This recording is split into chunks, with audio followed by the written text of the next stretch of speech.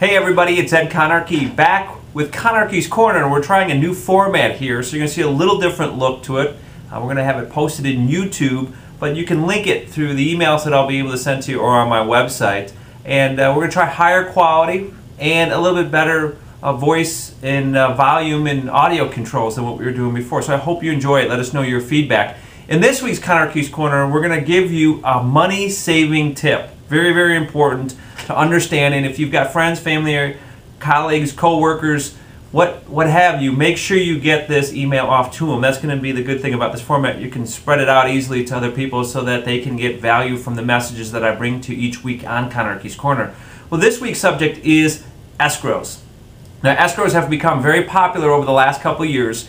I have not been a big fan of an escrow account. Now, what I'm talking about is obviously in your mortgage payment, typically you have principal, interest, taxes, and insurance in a normal mortgage payment, where the taxes and the insurance, each month, 1/12 of it is collected in your payment, collected by the bank, and then the money's collected and then paid out to the property taxes through your county or the homeowner's insurance through your insurance agent on an annual basis. Now, I've been a fan of waiving escrows in the past, where you don't do it as long as you have 20% or more equity in your home, where you don't do an escrow account, where you would just pay the principal and interest to the mortgage company, and you on your own would pay the taxes and the insurance direct to the county and your insurance company. Well, unfortunately, over the last couple of years, that's been harder to do for a number of reasons. One, less equity. A lot of people don't have 20% equity in their home anymore and are required to do an escrow account.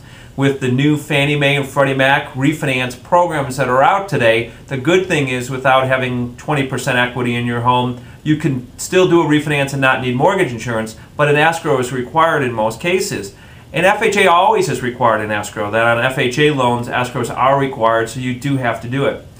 Plus, the costs of getting rid of the escrow, even if you did have 20% equity in your house and you wanted to not do an escrow, there's a cost to it.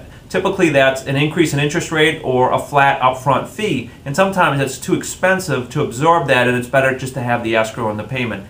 Plus, one last piece of the puzzle here is the Federal Reserve is making changes and mandates that there are rumors that in 2010 on all mortgages originated, no matter how much equity you have in your home, you may be required to do an escrow on all new mortgages this point forward. So we'll see. But if you have an escrow account, there's a couple of things I want to make sure that I point out.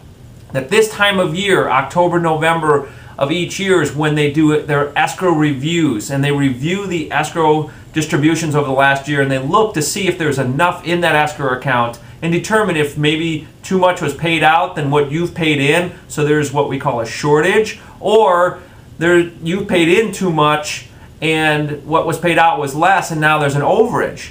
Typically the shortage is most common, unfortunately, as you can imagine. When you look at taxes being paid out, property taxes each year and homeowners insurance each year tend to go up, and what you put in tends to be less than that. So shortage is the more popular one than the overage.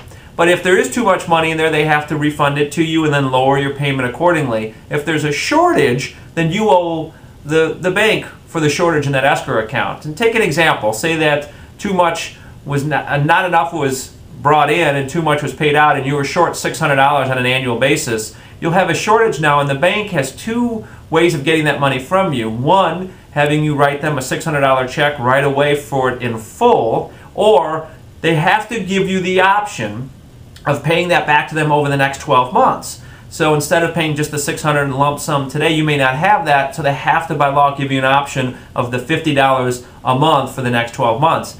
I believe even if you have the $600, that you should take the second option and pay them back on a 12-month basis. If they're willing to give you that as an option, then take full advantage of it. Spread that out over that period of time. It's an interest-free loan is the way that you want to look at that. Rather than paying the $600, just pay the $50 per month. Now, I will note that obviously the shortage is just one piece of the puzzle, that if you have to pay that $50 to make up for the shortage, your payment will probably go up $100. Why is that? Well, $50 is to make up for the shortage of last year. The additional $50 is to make up so that you're not short in the future. So it's really important to understand that your shortage is just half of what your payment increase could be.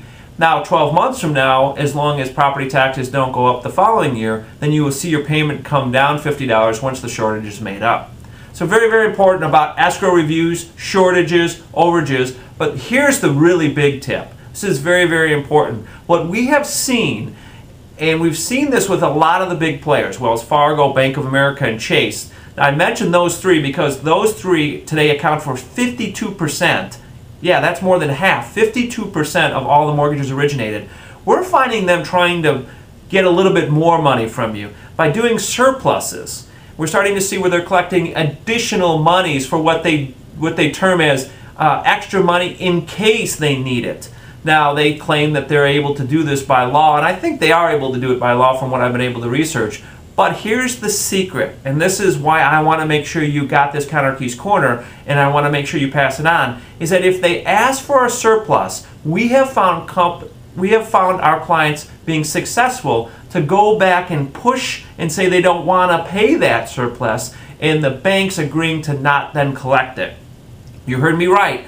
If you just complain and push, they'll lay down and not require it. So our tip today, and it's very, very important that we get this word out and then you get it out to as many people as possible, is that if an escrow account review was done and you were finding them, the bank, wanting a surplus of extra money for a just-in-case fund, push and tell them you're not going to do it. And I think what you'll find is them to lay down and say no, they won't, and just require the required amount for the 1/12 of the taxes and homeowners insurance, and obviously any shortage that needs to be made up. So big tip here, money saving tip, and that's why if you're not watching my Conarchys Corners every week, please do it, because I'm trying to bring out as much valuable information as I possibly can to you so it benefits you, not only from a monetary side of it, from a money aspect of it, but also from all the value that you need to have to make sure that you're making the right decisions with your money and saving you money like we talked about in this case. So that's our tip for today. That's our little quick review on escrow accounts, what's happening out there, why they are a big deal today. Everything's changing in the mortgage industry at light speed, and escrows is obviously a big change. That the way we used to handle escrow accounts,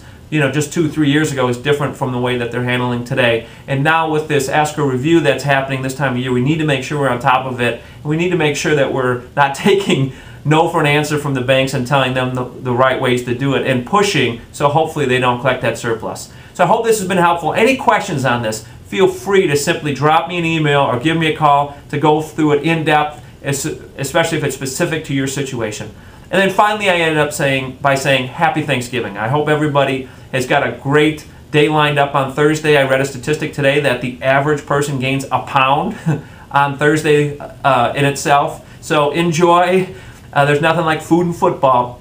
And I hope, my prayers are with everybody. Anyone that's going through any tough personal times right now, I have it be through economic situations, obviously with job losses so high and unemployment at 10%, our prayers are out to everyone in that position, and most importantly the military too, that's experiencing the times that we're at too. So our prayers are out to everyone. We thank everyone for a great year, and we hope you have had a great year, and if you haven't, our prayers are out to you, and we look forward to a great year, and let's all pray for a great year for 2010.